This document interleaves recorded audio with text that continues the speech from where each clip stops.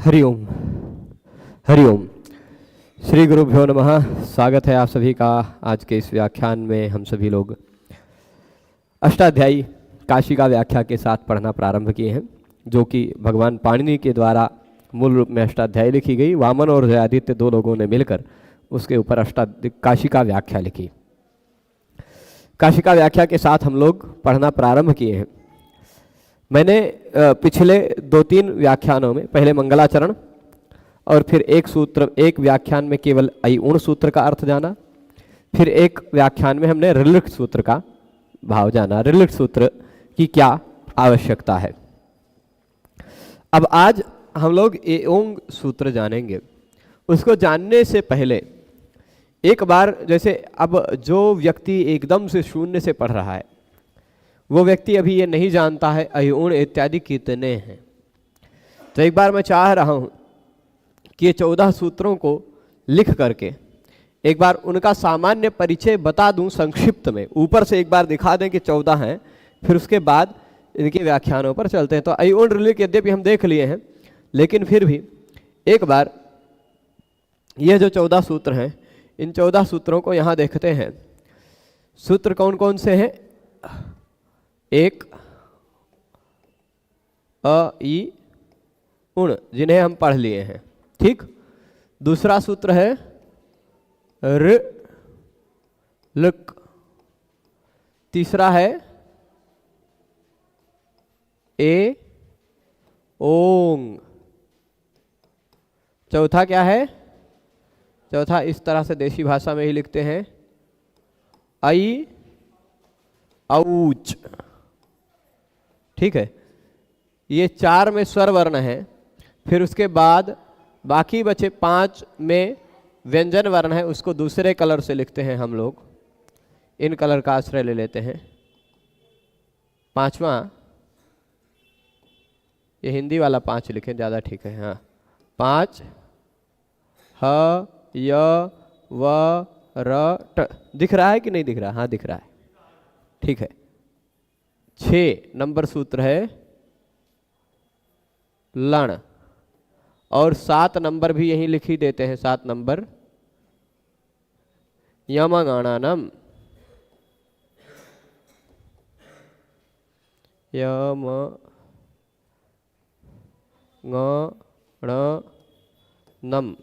ठीक है। आगे 8 झभय, ये यहाँ है। 9 घ ढ धश। 10 नंबर सूत्र हो जाएगा ज ब ग ड दश। फिर 11 नंबर पर आएगा ख फ छ ठ थ च ट तव। इतना बढ़ गया, चटा तव। फिर उसके बाद 12 नंबर सूत्र हो जाएगा कपय 13 स श सर। फिर उसके बाद 14 नंबर सूत्र होगा हल। ये 14 सूत्र हैं। इन 14 सूत्रों के माध्यम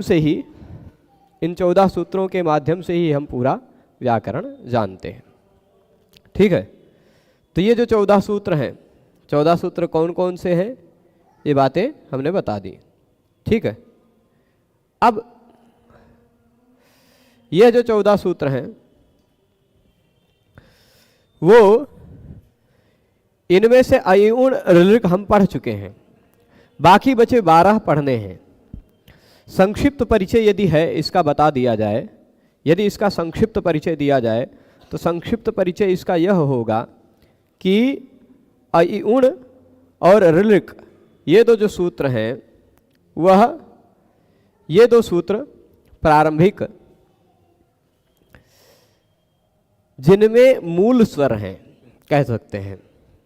फिर बाद के 2 सूत्र एओंग अयौच, इन 2 सूत्रों में बाद के 2 सूत्रों में है एओंग अयौच में मिश्रित स्वर, अ ई को मिलके ए बना है, अ उ को मिलके ओ बना है, ए ओ। इसी तरह ऐ औच, ये क्या कहते हैं, संध्यक्षर कहा जाता है इनको। फिर उसके बाद यहाँ से लेके जो अलग कलर से मैंने लिखा है वो सारे के सारे व्यंजन वर्ण हैं। कैसे हैं? सारे के सारे व्यंजन वर्ण हैं। शुरुआत में 4 में केवल स्वर वर्ण हैं, बाकी 10 सूत्रों में व्यंजन वर्ण है। ठीक है, ये जो 14 सूत्र है, ये 14 सूत्र शुद्ध वर्णों की वर्णमाला है, वर्णों की शुद्ध वर्णमाला, वैज्ञानिक वर्णमाला। ऐसा नहीं कि हमने बचपन में आ इ ई उ ऊ ए ऐ ओ औ ऐसे फिर ए ओ ऐ औ ऐसे सब पढ़ा होगा ना, वैसी नहीं, उससे भी अधिक वैज्ञानिक ये वर्णमाला है। इस वर्णमाला में हम किसी भी वर्ण को आगे पीछे नहीं कर सकते, जिस क्रम में है उसी क्रम में रखना है, ये अनिवार्यता है। ठीक है, एक भी इधर उधर करने में प्रत्याहार चौपट हो जाएगा, है ना। यदि हम ई को आगे कर देंगे तो इक प्रत्याहार में आ भी आने लग जाएगा, है ना। इसलिए सभी वर्ण एकदम इसी क्रम में, शुद्ध वैज्ञानिक पद्धति से इसी क्रम में व्यवस्थित रहेंगे। अब इसमें कुल कितने वर्ण हैं, तो गिनने में कुछ लोग कहेंगे कि इसमें 4, इसमें 3, 7, 3, 10, 3, 13, ऐसे नहीं। इसमें है कुल मिला के 3, इसमें 2, इसमें भी 2, इसमें भी 2, कुल मिलाकर 9 वर्ण हो गए, स्वर वर्ण। कुल कितने स्वर वर्ण हुए? 9 स्वर वर्ण। संस्कृत में मूल रूप से 9 ही स्वर हैं, हालांकि 9 नहीं है, कुल जब जोड़ा जाएगा, हम लोग कभी पढ़ेंगे भविष्य में, तो ये यही के यही 54 प्रकार हो जाएंगे। 18, 18, 18, 54, फिर 30 ये हो जाएगा, 84, और फिर उसके बाद 48 ये हो जाएगा, यानी कुल मिलाकर 132 प्रकार हो जाएंगे। ठीक है, 132 प्रकार के स्वर वर्ण हो जाएंगे कुल मिला के, पर मूल रूप से 9 है, मूल रूप से 9 है। इन 9 में से शुरुआती 4 18 18 प्रकार के होते हैं, है ना। 18 गुणे 4 कर लीजिएगा आप, 72 हो जाएगा, और बाकी के 5 12 12 प्रकार के होते हैं, 60, 72 और 60 132 प्रकार हो जाएंगे, है ना। तो कुल मिलाकर ये 4 सूत्रों में केवल स्वर वर्ण कहे गए। ये संक्षिप्त परिचय हो गया। अंतिम अक्षर को हमको वर्णमाला की गिनती में नहीं गिनना है, वर्णों की गिनती में इन अंतिम वर्णों को नहीं गिनना है। ठीक, स्पष्ट है। तो व्यंजन कितने हैं, कोई गिन के बताएगा? ह य व र, ल य म ङ ण न, झ भ घ ढ ध, ज ब ग ड द, ख फ छ ठ थ च ट त, क प श ष स ह। ये इतने वर्ण हैं। कुल मिलाकर आपको गिनने में आएगा ये 34 वर्ण, कुल 34 आएंगे। गिन के दिखा देते हैं। 4 1 5, यहाँ एक एक बढ़ाते जाते सीधे। 4 यहाँ हो गया, 5 यहाँ हो गया, और 5 यहाँ हो गया, मतलब 10 पहुँच गए। फिर 2 12, 3 15, 15 5 20, और फिर उसके बाद 8 28। इसमें 8 है, ख फ छ ठ थ च ट त, 8 28, 3 28 2 30, 3 33 और 1 34। कुल मिलाकर 34 वर्ण दिखाई पड़ रहे हैं इसमें व्यंजन। पर उन 34 में इसको भी जरा ध्यान से देखिए और इसको भी जरा ध्यान से देखिए, ये 2 बार है ना। व्यंजनों में पहला वर्ण भी ह है और अंतिम में भी ह है। कहने का मतलब क्या है कि आप इस क्रम से पढ़ेंगे तो ह करते करते आसानी से, हंसते हंसते व्याकरण सीख जाएंगे। शुरुआत भी आनंद से, अंत भी आनंद से। ठीक है, तो इसलिए ये एक खाली आनंद की बात हो गई। पर ये 2 बार ह खाली कहा गया है, बाकी सारे वर्ण 2 बार नहीं है। बाकी सारे वर्ण 1 बार है, ह केवल 2 बार है। ठीक है, 2 बार क्यों है, वह जब हम हैवरट सूत्र और हल सूत्र पढ़ेंगे। हैवरट में ह क्यों है? हैवरट पढ़ते समय बता देंगे, और हल में ह क्यों है ये हल पढ़ते समय बता देंगे। ठीक है, अभी सामान्य रूप से आपने समझा कि कुल 34 व्यंजन, पर इन 34 में एक ही 2 बार है तो उसको एक ही गिनिए, सिंगल ही गिनिए, है ना। तो कुल मिलाकर 33 व्यंजन और 9 स्वर वर्ण मूल रूप से संस्कृत व्याकरण में है, मूल रूप से। इसके अतिरिक्त और ना कोई स्वर है ना कोई व्यंजन है। ठीक है, इसके अतिरिक्त और कुछ नहीं है मूल ध्वनियों में संस्कृत में। तो ये बात स्पष्ट है। अब इसमें जो व्यंजनों का क्रम है ना, स्वरों का क्रम भी बहुत वैज्ञानिक, अ ई उ रे ले, ये मूल स्वर आ गए। ठीक, ये 4 मिश्र स्वर संध्यक्षर जो है ये आ गए, 9 स्वर हो गए।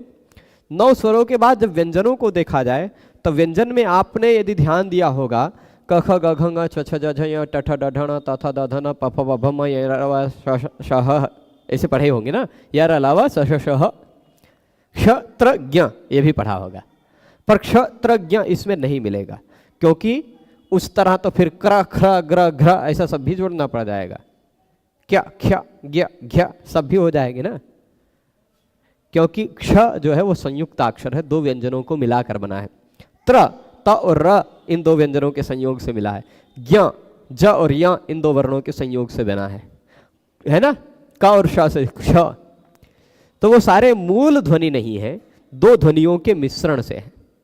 हम अब भाई खिचड़ी बनाइए चाहे दाल चावल बनाइए, मूल रूप से तो 2 है ध्वनि, 2 ही, दाल और चावल मूल रूप से इसे कहा जाए। पर उस दाल और चावल की आप मिश्रण करके खिचड़ी भी बना सकते हैं, या मिश्रण करके और भी कुछ भी बना सकते हैं, है ना। तो क और श को मिला के क्ष भी बना सकते हैं, ष्क भी बना सकते हैं, है ना। तो किसी तरह से भी, तो ये सारे जो व्यंजन वर्ण हैं, इन सारे व्यंजनों मूल इतने हैं। मूल कितने व्यंजन? 33। मूल कितने व्यंजन पूछा जाए तो आप क्या बताएंगे? 33। मूल कितने स्वर? तो 9। ठीक है, पर इनके प्रकारों को जोड़ दिया जाएगा तो ये कुल मिलाकर तीनों 18 है, मतलब ये हो जाएगा 54। ये दोनों 18 + 12 मतलब हो जाएगा 30, ये 24। ठीक है,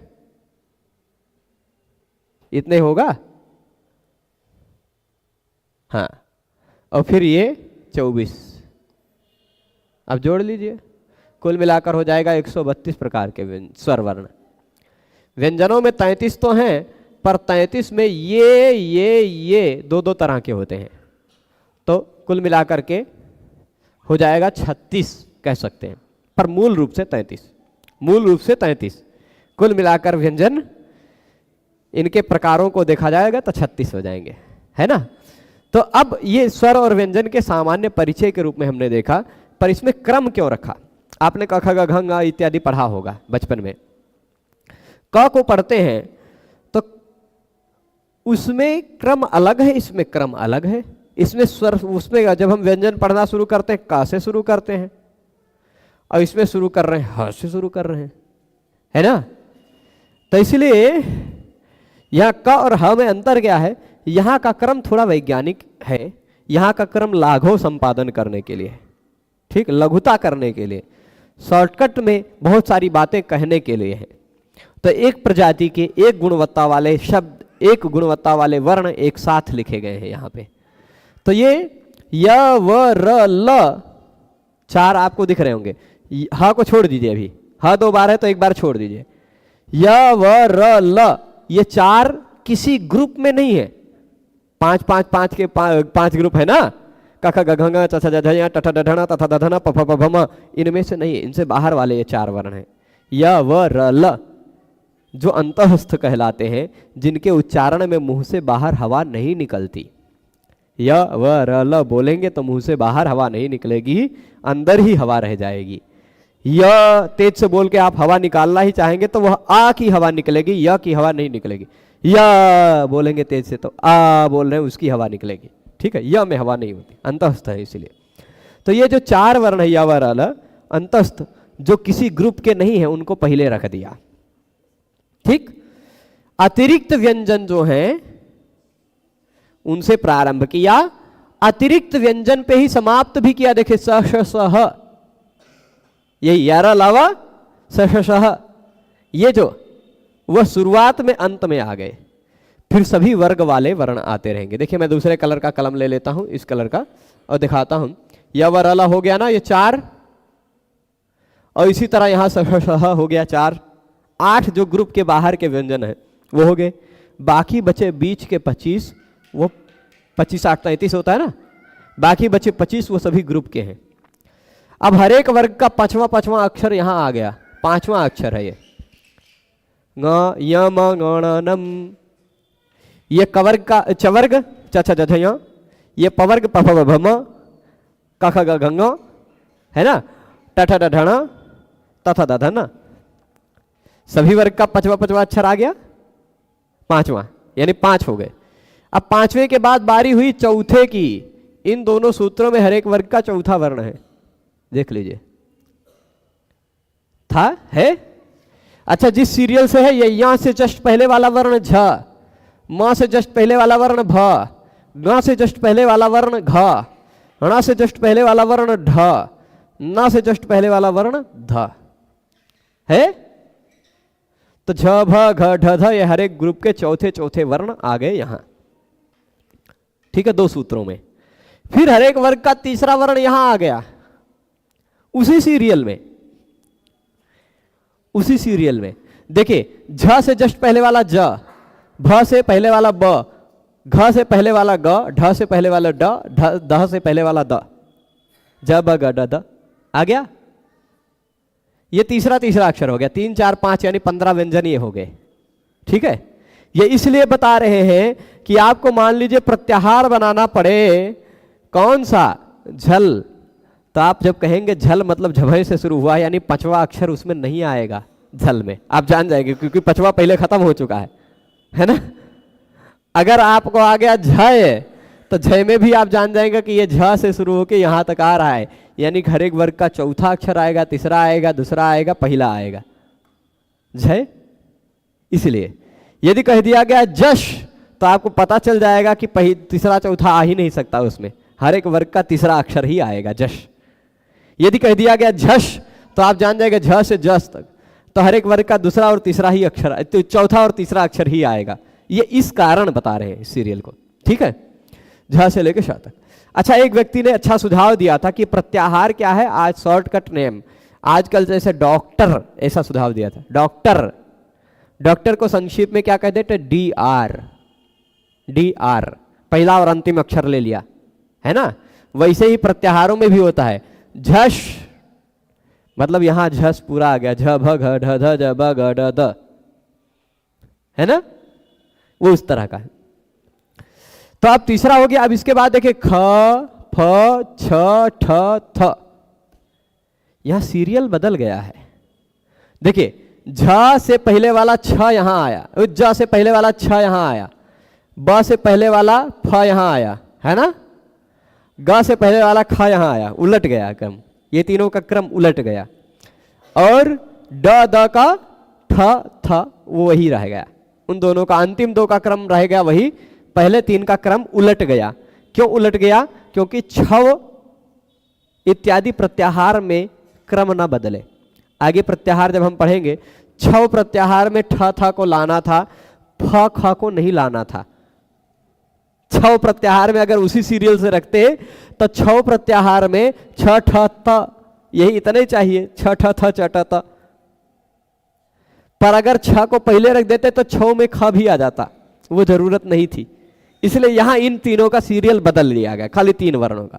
ठीक, तो छ ख फ छ ठ थ च ट त, ख फ छ ठ थ यह हर एक वर्ग का दूसरा अक्षर हो गया, च ट त क प यह हर एक वर्ग का पहला अक्षर हो गया।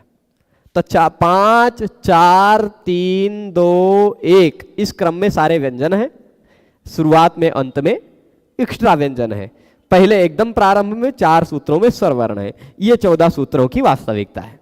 अब हम आ जाते हैं इन 14 सूत्रों में, इन 2 सूत्रों के तात्पर्य को जान चुके हैं। पहले ये 5 वर्णों का उपदेश हो चुका है और क तक हम चल चुके हैं। इस तक मिलाकर के हमने अब तक 4 प्रत्याहार बनाए हैं, अण, अक, इक, उक, बना लिया है ना। अण, आ से लेके दो तक, अण और अक, इक, उक, दो हो गया, चार, चार प्रत्याहार बना लिए। अब आते हैं एंग ए ओंग सूत्र में। ठीक है, ए ओंग सूत्र में ए ओ इत्येतौ वर्णावुपदिश्य, खाली इतना छोटा सा व्याख्यान किया है। ठीक, क्योंकि इसमें और बहुत सारी बातें नहीं है, छोटा सा बात कह दी कि ए ओ इत्येतौ वर्णौ उपदिश्य, शब्दावली मिलती जुलती रहे है ना। ए औ इन दोनों वर्णों का उपदेश किया, अंते और अंत में गकारमितम करोति, अंत में ग को इत संज्ञा किया, ग की इत संज्ञा की, यानी ग को इत संज्ञक रखा, ए ओ के बाद ग रखा। अच्छा, इस ग की जरूरत क्यों है? तो तस्य ग का ग्रहण क्यों कर रहे हैं, ग को इत संज्ञक क्यों कर रहे हैं? कह रहे हैं प्रत्याहारार्थम, प्रत्याहार बनाने के लिए। प्रत्याहार क्या है? वर्णों का संक्षेपीकरण। ठीक है, तो वर्णों का संक्षेपीकरण करने के लिए, प्रत्याहार के लिए ए ओ वर्णों का उपदेश करने के बाद ग इत संज्ञक वर्ण रख रहे हैं। ठीक है, तो तस्य ग्रहणम भवति, वो ग को जो इत संज्ञा की है प्रत्याहार के लिए, तो प्रत्याहार कौन सा प्रत्याहार बनता है भैया? उसका, उस ग के साथ किस वर्ण का मेल होकर कौन सा प्रत्याहार बनता है, ये प्रश्न उठ सकता है ना। तो कह रहे हैं तस्य ग्रहणम भवति, उसका ग्रहण होता है किससे? एकेन, एक ही वर्ण के साथ, एक ही प्रत्याहार ग से मिलता है, बनता है। ठीक, 14वें सूत्र को बनाने के बाद हम लोग ये बताएंगे कुल कितने प्रत्याहार बन गए, ये भी पता चल जाएगा। अभी तक हमने देखा कुल मिलाकर ए ओंग सूत्र तक 1, 3 और 1, ये इतने प्रत्याहार बने। अय उण के ण से 1, रिल के क से 3, अक इक उक, और ए ओंग के ग से बनाया जा सकता, अंग भी बनाया जा सकता, इंग भी बनाया जा सकता, उंग भी बनाया जा सकता है। लेकिन भगवान पाणिनि जी को अपने सूत्रों में संक्षेपीकरण के लिए जितने की जरूरत पड़ी उतने बनाएंगे। आपके पास रॉ मटेरियल बहुत कुछ है, बनाना चाहे तो और बहुत कुछ बना सकते हैं, लेकिन उनको जितने की आवश्यकता से काम चल जाए उतना ही बनाया लाघव के लिए। तो एक ही प्रत्याहार खाली ग को लेके बनाया है, वो प्रत्याहार है एंगी पर रूपम सूत्र में निर्दिष्ट, एंगः पदांतादति सूत्र में निर्दिष्ट। कई सूत्रों में एंगः पदांतादति, एंगी पर रूपम इत्यादि सूत्रों में जो एंग कहा गया है, इसमें एंग में इति एकारेण, ए के साथ ग का ग्रहण करके, देखिए ए के साथ ग का ग्रहण करके एंग प्रत्याहार बना दिया, जिससे दो वर्णों का ग्रहण हो जाता ए ओ का, ए ओ, एंग मतलब ए ओ। अब आप कहेंगे कि पाणिनि जी को एंग कह के ए ओ का ग्रहण करना था तो खाली ए ओ ही का ही ग्रहण कर लिख देते, साफ साफ ए ओ लिख देते, एंग काहे लिखते? क्योंकि छोटा तो हो जाएगा ना, कहाँ ए ओ कहना पड़ता, कहाँ एंग कहना पड़ रहा है ना। ए ओ में देखिए ए ओ, ये दो कहना पड़ता, तो ये दो मात्रा, ये दो मात्रा, चार मात्रा हो गई। और एंग कहने पर ये एक, ये दो मात्रा और ये आधी मात्रा, ढाई मात्रा हो गई, है ना। तो 1.5 मात्रा बचा लेंगे ना एंग कह गए, कम कहना पड़ेगा। अथवा हम कहेंगे नहीं भाई, कुछ लोग कहने लग जाएंगे कि नहीं 1.5 नहीं बचेगी, 1 के बची, पर एक तो बचेगी ही। ये ए की जगह एचो या वायावा से अय आदेश कर लेंगे तो अयो हो जाएगा। क्या हो जाएगा? अयो। ए ओ क्या बन जाएगा? अयो। तो अयो कह देते पाणिनि जी ए ओ की जगह, तो संदेह रह जाता, एक बात। दूसरी बात, अ एक मात्रा, य आधी मात्रा और ओ 2 मात्रा, 3.5 मात्रा तो वो होती है ना। तो इस तरह से यहां कह रहे ए ओ इन दो वर्णों का, वर्णों लिख दिया गया है, वर्णों का, इन दो वर्णों का उपदेश यानी उच्चारण किया गया। फिर आचार्य ने, पाणिनि जी ने अंत में प्रत्याहार के लिए ग को इत्संज्ञ बनाया है। ठीक है, इस सूत्र से एंग प्रत्याहार सिद्ध होता है। क्या सिद्ध होता है? एंग एक ऐसा प्रत्याहार बनता है इस सूत्र से। ठीक है, एंग, ए ओ इन दोनों वर्णों का उपदेश करने के बाद, इन दोनों वर्णों का उच्चारण करने के बाद अंत में प्रत्याहार के लिए ग इत्संज्ञक किया है। ठीक है, इस सूत्र से एंग प्रत्याहार की सिद्धि होती है, जिसका एंगा पदांतादति, एंगी पर रूपम इत्यादि सूत्रों में उसका ग्रहण किया गया है। ठीक है, तो ए ओंग में जो ङ है वो किस लिए है? इत संज्ञक है। किस लिए है? प्रत्याहार बनाने के लिए। कौन सा प्रत्याहार बनता है? एंग प्रत्याहार। और भी बन सकता है लेकिन पाणिनि जी ने एक का प्रयोग किया है, इसलिए एक ही। ठीक है, एक से ही उसका ग्रहण पाणिनि जी सूत्रों में करेंगे, एक के साथ उसका ग्रहण करेंगे, एंग बनाएंगे, एंगा पदांतादति एंगी परिरूपम इत्यादि सूत्रों में उसका ग्रहण करेंगे। ठीक है, तो ये हो गई ए ओंग सूत्र की बात। अब आ जाते हैं हम लोग ऐ औच। शुरुआत में समय लगेगा पर आगे समय नहीं लगेगा आप लोगों को। तो कह रहे हैं अब इसका 4 प्रत्याहारों में इससे ग्रहण होगा। मैक्सिमम 6 है, मैक्सिमम 6 है। सबसे ज्यादा जिससे प्रत्याहार बनते हैं वो 6 प्रत्याहार बनते हैं अंतिम सूत्र 14वें से, है ना। पर इससे भी कम प्रत्याहार नहीं बन रहे हैं, इससे भी 4 बनेंगे। 4 का ग्रहण किया है पाणिनि जी ने। ठीक है, तो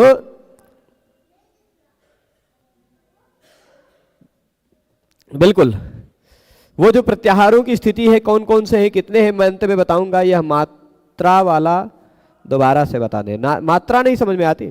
देखिए स्वर जो ह्रस्व स्वर होता है वह एक मात्रा का होता है। ह्रस्व स्वर एक मात्रा का, दीर्घ स्वर 2 मात्रा का। ह्रस्व स्वर मतलब अ एक मात्रा, आ 2 मात्रा, है ना। और व्यंजन आधी मात्रा, इतनी बात समझ लीजिए, बाकी सब अपने आप। प्लुत 3 मात्रा, व्यंजन जो है वह आधी मात्रा।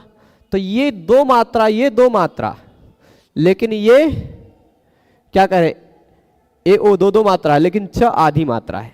ठीक है, व्यंजन आधी मात्रा की होती है। पर यही यदि च पूरा लिखा होता तो यह च कितनी मात्रा का, यह 1.5 मात्रा का, क्योंकि आधी मात्रा च, आधा 1 मात्रा ह्रस्व स्वर, है ना। यही बात है। तो अब मैं बता रहा था आगे कि ऐ औच सूत्र, ऐ औच। ऐ औ इत्येतौ वर्णावुपदिश्य, उसी तरह की बात है ना।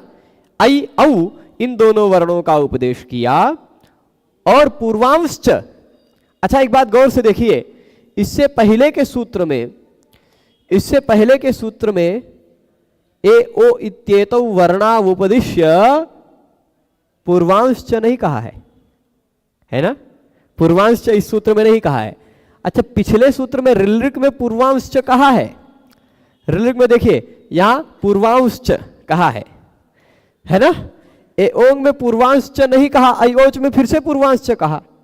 क्यों भाई यहां पूर्वांश क्यों नहीं कहा?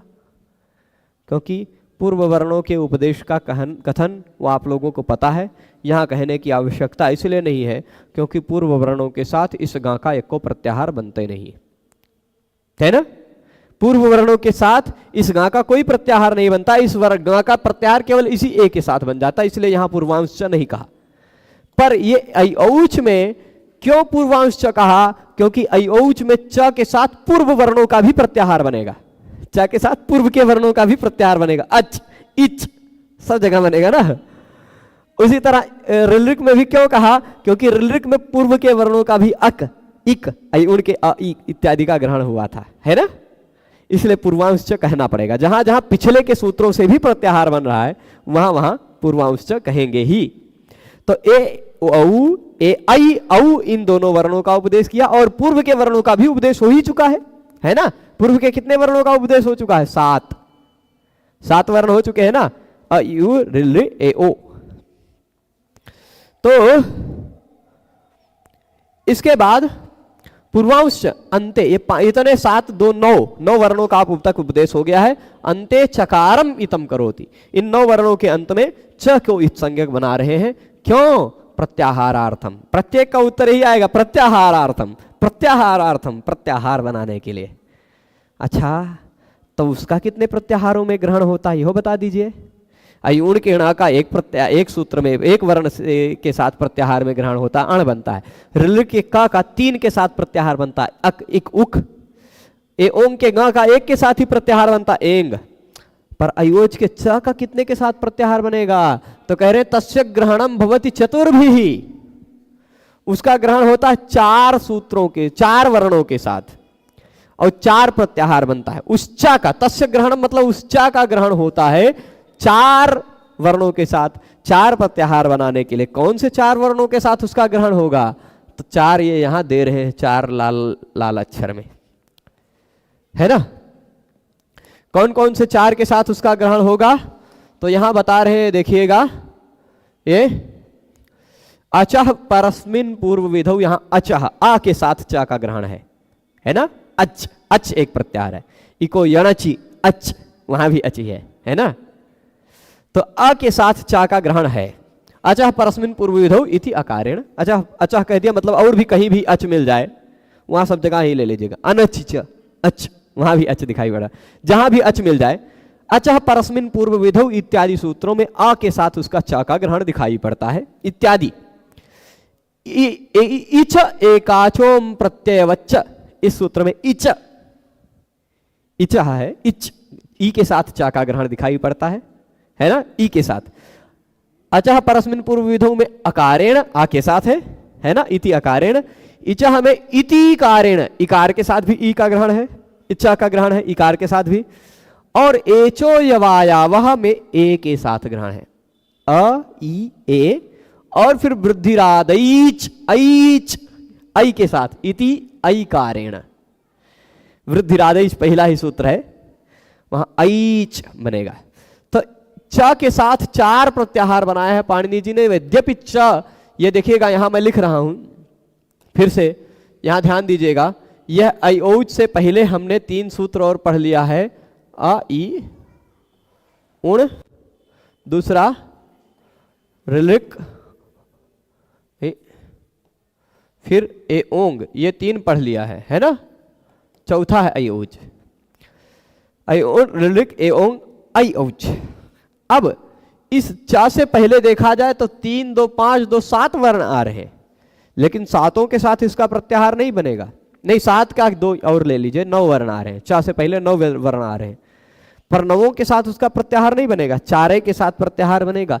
इस आ के साथ चा बन गया अच, अच से किसका ग्रहण हो जाएगा, अ ई उ ऋ ए ओ ऐ औ, ठीक है। इस ई के साथ भी बनेगा इच, इच में कौन कौन का ग्रहण होगा, ई उ ऋ ए ओ ऐ औ। नादिचि इच, ये इच एकाचोम प्रत्ययवच्च इत्यादि है ना, इच। फिर उ के साथ नहीं होगा, उच्च प्रत्याहार का प्रयोग नहीं किया। बनाया जा सकता है, पर पाणिनि जी ने कहीं उसका प्रयोग योग्य नहीं समझा, निकम्मा समझा उसको, इसलिए नहीं बनाया, है ना। उच्च प्रत्याहार बना करके कोई काम नहीं सिद्ध किया जा सकता, इसलिए उन्होंने नहीं बनाया। रिच भी बनाया जा सकता है, आप बनाकर रि ए ओ ऐ ओ का ग्रहण कर सकते हैं, लेकिन उसको ग्रहण करने से कोई नया काम आप नहीं सिद्ध कर पाएंगे, इसलिए उसको भी नहीं बनाया। ल के साथ भी नहीं बनाया, ए के साथ बनाया एच, एच में चारों संध्यक्षर आ जाते हैं, ए ओ ऐ औ, है ना। और ओ के साथ नहीं बनाया, ऐ के साथ बनाया, ऐच, वृद्धिरादैच। ऐच में किसका ग्रहण हो जाएगा, ऐ औ का, ठीक है। तो 4 प्रत्याहार बनेंगे, कौन कौन से, अचह परस्मिन पूर्व विधौ इत्यादि सूत्रों में गृहीत अच प्रत्याहार अकार के साथ उसका ग्रहण हुआ। इच एकाचोम प्रत्ययवच्च, इसमें इकार के साथ इच प्रत्याहार बनाया। फिर एचो यवायावह में ए के साथ इति एकारेण, और वृद्धिरादैच में इति ऐकारेण, इन चारों के साथ ग्रहण किया। अब प्रश्न उठता है, तो प्रत्याहारेनुबंधानां कथमच ग्रहणेषु न आचाराद प्रधानत्वाल लोपश्च बलवत्तरः। तो कह रहे हैं कि प्रत्याहार में हम मान लीजिए अच प्रत्याहार बनाते हैं। कौन सा प्रत्याहार, अच एक प्रत्याहार बनाते हैं, ठीक। उस अच प्रत्याहार में हम क्यों अयोण के ण का, ऋलिक के क का, ए ओंग के ग का और अयोच के च का क्यों ग्रहण नहीं करते। करना चाहिए ना, वही तो बीच में आते हैं। तो अच में हम कहेंगे अ ई उ ण ए ओ, अ ई उ ण ऋ क ए ओ ङ, ये सब अच हो जाएंगे। तो ण क ग च ये भी अच हो जाएंगे, है ना। क्या उनको अच माना जाए, अच मतलब स्वर, अच स्वर वर्ण आते हैं। तो कह रहे प्रश्न उठता है कि प्रत्याहारों में जब हम प्रत्याहार, इतना तक समझ गए होंगे, इसको ऊपर कर लेते हैं तो ज्यादा अच्छे से समझेंगे ये जो प्रत्याहार हम बनाते हैं उन प्रत्याहारों में अनुबंध वर्णों का कथम अच ग्रहणेषु न, क्यों अच ग्रहण में उन प्रत्याहारों में अनुबंधों का ग्रहण नहीं होता। फिर सूत्र संख्या पर क्लिक करें तो डायरेक्ट अष्टाध्यायी ऐप पर जाएंगे, सूत्र व्याख्या पर। मैं जानता हूं पर मैं अभी नहीं करना चाहता हूं। यहां इस पर क्लिक करेंगे जब तो वो खुलेगा, पर वो हमारे इस डब्बे में नहीं खुलेगा। हमारे इस डब्बे में खोलने के लिए बहुत बवाल करना पड़ेगा, वो बहुत स्लो हो जाता है हमारे इस डब्बे में। डबल क्लिक,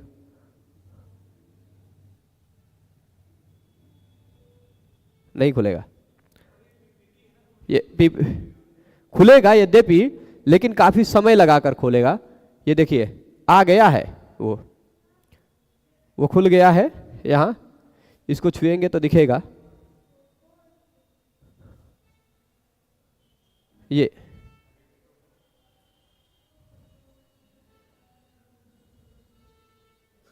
पर वही वाला नहीं खुला। अभी कुछ खुला हुआ दिख रहा था हमको, पर चलेगा।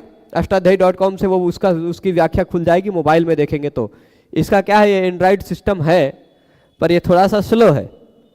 ये डब्बा बहुत ज़्यादा महंगा नहीं खर्चा किए हैं हम, बहुत हाई फाई नहीं। तो अब चलिए, इति एक कारण।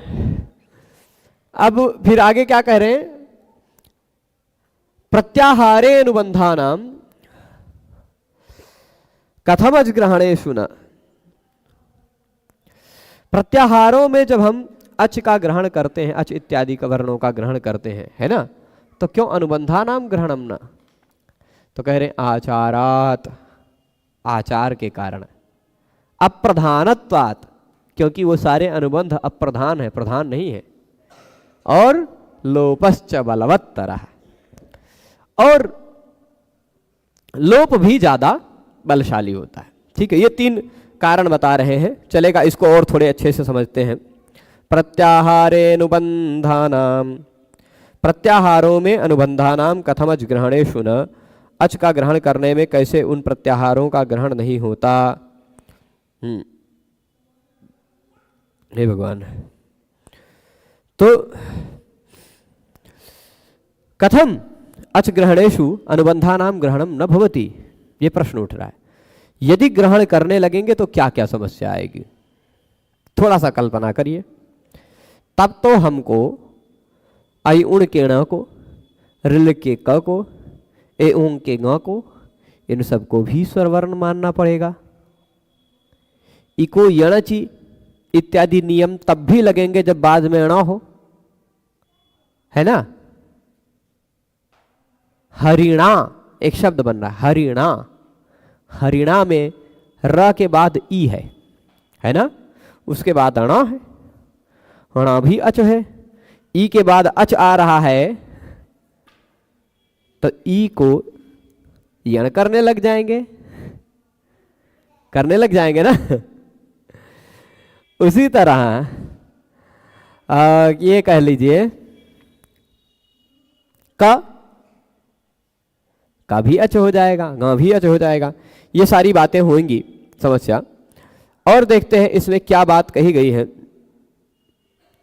प्रत्याहारेनुबंधानाम कथम अजग्रहणेषु न, प्रत्याहारों में अनुबंध वर्णों का क्यों ग्रहण नहीं होता। जैसे अच ग्रहण में तो कह रहे हैं कि आचारात, पहले प्रश्न उठता है। किसी प्रश्न ऐसे उठाइएगा, प्रश्न और उत्तर के माध्यम से देखते हैं। बहुत जगह है, जैसे अच कहा है, अच का ग्रहण सामान्य रूप से चार प्रत्याहार बनता है, अच इच एच ऐच, ये चार बनता है। तो अच का बहुत सारे सूत्रों में प्रयोग किया गया है, नाच झलऊ इको यणचि अच इत्यादि, ये सारे बहुत सारे। फिर अनुनासिक को ई के पश्चात क, इक, अनुनासिक में ई के पश्चात का मतलब मैं नहीं समझा, पूरा बात आप लिखें। तो अब प्रश्न उठता है कि प्रत्याहार निर्माण में इत्संज्ञक वर्णों का ग्रहण क्यों नहीं किया जाता। जैसे अच प्रत्याहार बनाया तो अण अयुण सूत्र के णकार का ग्रहण कर लिया, चाहे ऋलुक के ककार का, एवं के गकार का, अयोज के चकार का। इन चारों का ग्रहण होना चाहिए कि नहीं होना चाहिए? प्रश्न उचित है कि नहीं है? क्या प्रमाण है, क्या कारण है? तो इस पर उत्तर यह दिया जाता है कि भाष्यकार ने एक श्लोक वार्तिक बनाया है। भाष्यकार ने, ये भाष्यकार का वचन है कि प्रत्याहारेण बंधानां कथमज ग्रहणेषु न आचाराद प्रधानत्वाल लोपश्च बलवत्तरा। इस श्लोक में इत्संज्ञक वर्णों का ग्रहण क्यों नहीं होता है, इसके 3 उत्तर दिए। आचारात, अप्रधानत्वात् और लोपश्च बलवत्तरा, ये 3 उत्तर हैं। ठीक है, तो 3 उत्तर में से आचारात पहला उत्तर ले लीजिए। पहला उत्तर क्या है? आचारात।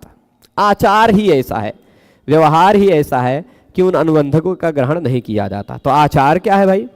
ण क ङ अयुण के ण, ऋलिक का क, एवं का ङ, अयोज का च, फिर आगे भी देखेंगे हैवरट का ट, लण का ण, इन सब का ग्रहण इसलिए नहीं होगा, 14 सूत्रों के अंतिम अक्षरों का ग्रहण इसलिए नहीं होगा क्योंकि इन सब का जो अंतिम वर्ण है उनका ग्रहण होने का आचार है, आचारात।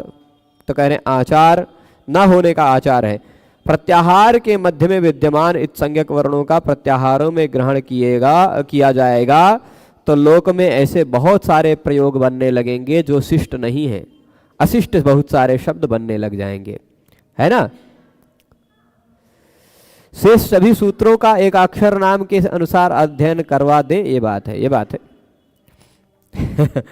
उसके लिए संकलन करना पड़ेगा। मैंने खाली संकेत कर दिया था, दिन में समय नहीं मिल पाता कि इकट्ठा संकलन करके उसके अनुसार टाइप किया जाए।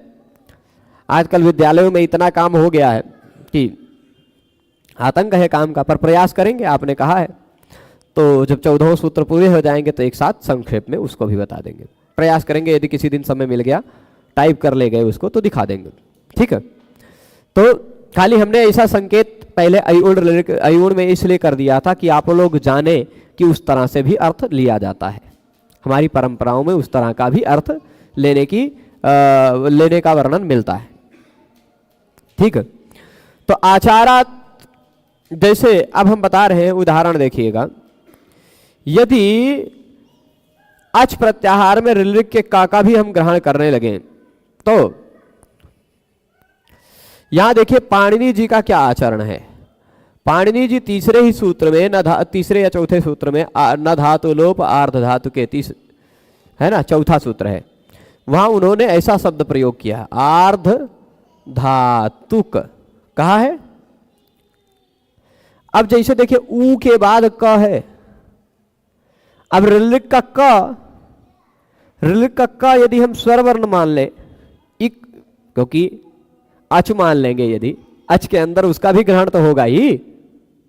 अगर यदि ग्रहण करने लग जाएंगे तो इको यणचि से इस यू के जगह पे वह होने लग जाएगा, और वह होगा तो उस वह का लोपो व्योरबली से फिर लोपो हो जाएगा, वह होगा और उसका लोप हो जाएगा, तो आर्ध धातु को बनवे नहीं करेगा, आर्ध धातक बनेगा, धातक,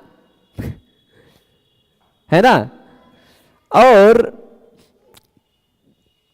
ये आर्ध धातु के की जगह आर्ध धातु के प्रयोग करते पाणिनि जी, ऊ के जगह पे व कर देते और वा के जगह पे क कर देते। तो पाणिनि जी ने जिस तरह अपना आचार दिखाया है, उस आचार से उनके लिखे हुए सूत्रों में प्रयुक्त शब्दों के आधार पर ही, उनके आचार से ही पता चलता है कि वो ग्रहण नहीं करवाना चाहते हैं, ठीक। ये आचार वाला कारण हो गया, उनके आचरण से पता चल जाता है।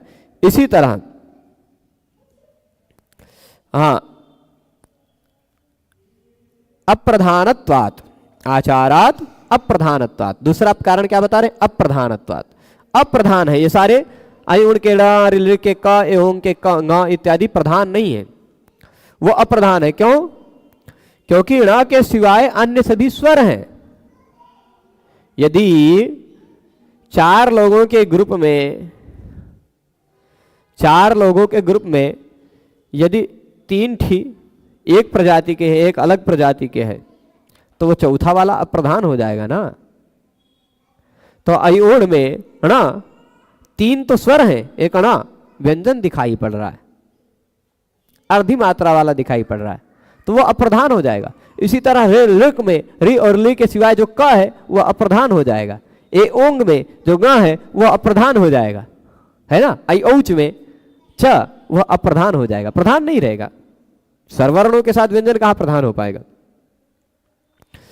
तो इसलिए आचारात अप्रधानत्वात् अ ई उ रे ले ए ओ आई औ ये चारों मुख्य रहेंगे, प्रधान रहेंगे, और इनके बीच में रखे गए ण क ङ च ये सारे व्यंजन जो है वह अप्रधान हो जाएंगे, उनका ग्रहण नहीं हो पाएगा। और तीसरा कारण बता रहे हैं लोपश्च बलवत्तरः। देखिए प्रत्याहारों का निर्माण आदिरंत्येन संहिता इस सूत्र से होता है। ठीक, आदिरंत्येन संहिता हम लोग पहले ही अध्याय के पहले ही पाद में लगभग 70-75 के आसपास सूत्र पढ़ेंगे। नहीं, देखिए कितने पे है, आदिरंत्येन संहिता यस्मिन् विधि आदिरंत्येन संहिता 1-1-70 के आसपास है कितने पे, 71 पे। ठीक है, तो हाँ 71 पे है। ठीक है, इस सूत्र से आदिरंत्येन संहिता सूत्र से प्रत्याहार बनता है। पर कैसे बनता है वो हमने शॉर्टकट में अभी तक समझा दिया कि पहला अक्षर कोई ले लेना, अंतिम अक्षर कोई ले लेना है, उससे बन जाता है ना। तो अब इस सूत्र में ईता शब्द में इत संज्ञक वर्णों का निर्देश किया गया है। ईता है ना, आदि ही अंत्येन ईता सह, आदि वर्ण अंतिम इत संज्ञक वर्ण के साथ। तो अंतिम इत संज्ञक वर्ण के साथ प्रत्याहार बनाएगा। ठीक, अभी लण प्रसूत्र में हम नहीं चल रहे हैं साहिल जी, जब लण सूत्र में चलेंगे तब बताएंगे लण की क्या बात है ना। अभी पहले हैवरेट पढ़ लिया जाएगा कल, आज यही आई ओच तक रोकेंगे। तो जब ईता कहा गया आदिरंत्येन संहिता, इत संज्ञक वर्णों का उससे निर्देश हुआ, इसलिए प्रत्याहार विधान से पूर्व ही इत संज्ञाबद्ध का विधान करना पड़ेगा, है कि नहीं। और हलंत्यम ये सूत्र प्रयोग किया जाता है इत संज्ञा के लिए। इस सूत्र में विद्यमान ण का ङ इन सभी वर्णों की इत संज्ञा होती है। इत संज्ञा के प्राप्त होने पर तस्य लोपः से इन सभी वर्णों का लोप हो जाता है।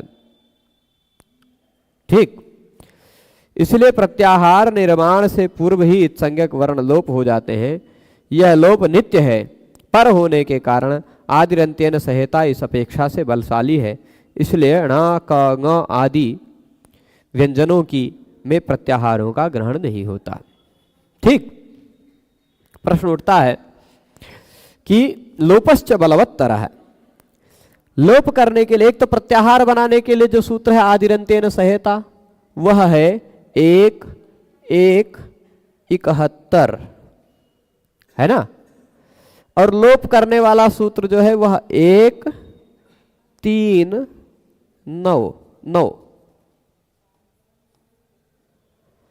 तो ये लोप करने वाला जो सूत्र है वो ज्यादा बलशाली हो जाएगा।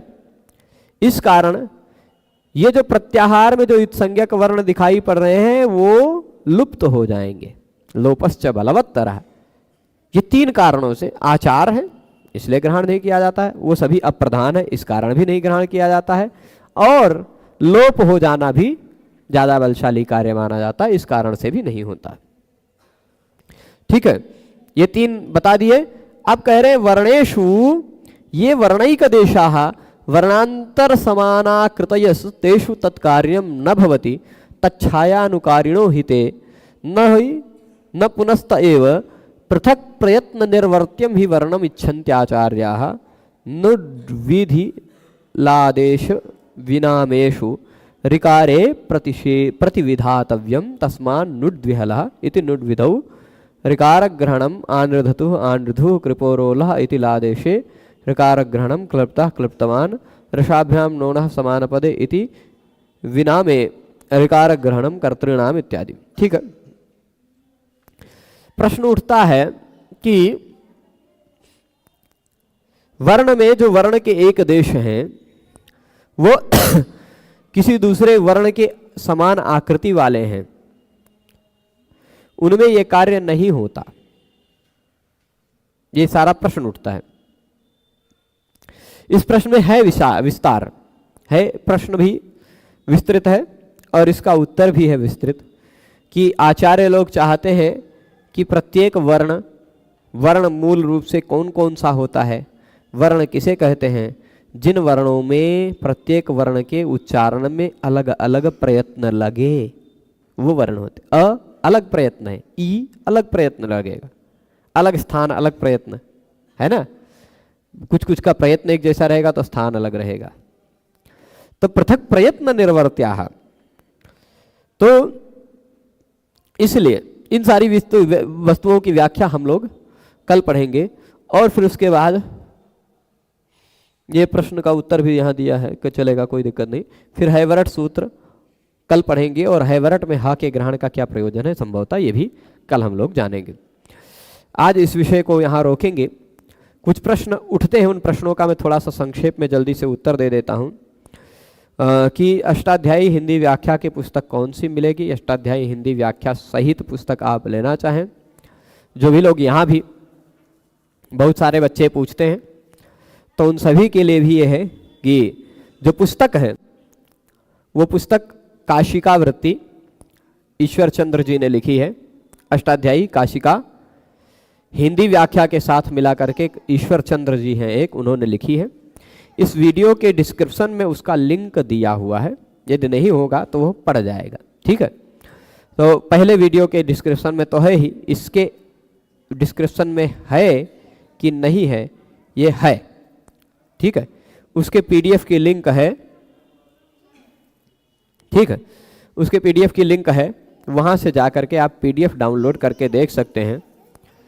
और यदि पीडीएफ से आपको लगता है कि ये पुस्तक अच्छी है तो वो पुस्तक अमेजन से या चौखंबा से कहीं से मंगवाना चाहे मंगवा सकते हैं। यहाँ के छात्रों में जिनके पास वो पुस्तक नहीं है और जो चाहते हैं कि हम वो पुस्तक हमें चाहिए पर खरीदने की स्थिति हमारी नहीं है, वो लोग अपना नाम हमारे पास लिख के दे देंगे। सबको नहीं दे पाऊंगा, पिछली बार पिछले लघु सिद्धांत कौमुदी अष्टाध्यायी सबको मैंने दी थी, वाल्मीकि रामायण पढ़ाना प्रारंभ किया था वो सबको दी थी, पर वो सारी पुस्तकें 300 के अंदर में थी। ये पूरी पुस्तक एक सेट 1440 रुपए की आती है। तो अब 100 लोगों तक बांटने की औकात नहीं है अभी के समय में, पर जो लोग मेरी दृष्टि में लगेंगे कि हाँ ये सही में योग्य हैं, ऐसे ही नहीं दे देंगे। आपको अपना नाम यहाँ मेरे पास लिखाना रहेगा, आप नाम लिखा दीजिए कि मुझे चाहिए, और फिर आप 10 दिन का आपके पास समय है, 10 दिन में आप 100 सूत्र अष्टाध्यायी का सीरियल से याद करके सुना दीजिए, ठीक है। अष्टाध्यायी तो मिल ही जाती है, वो सीरियल से याद करके हमें सुना दीजिए। हमें लगेगा कि हाँ आप प्रतिभावान हैं, आप पढ़ते हैं, तो हम आपको वो पुस्तक खरीद के दे देंगे, ठीक है। जितने लोग अपना चाहिएगा वो नाम लिखा दीजिएगा, भगवान ने चाहा कहीं से अर्थव्यवस्था होगी तो आप लोगों को उपलब्ध करा देंगे, ठीक है। अभी आज इस विषय को यही रोकते हैं। सभी लोग जुड़े रहे उसके लिए सभी को बहुत बहुत धन्यवाद। नमो नमः।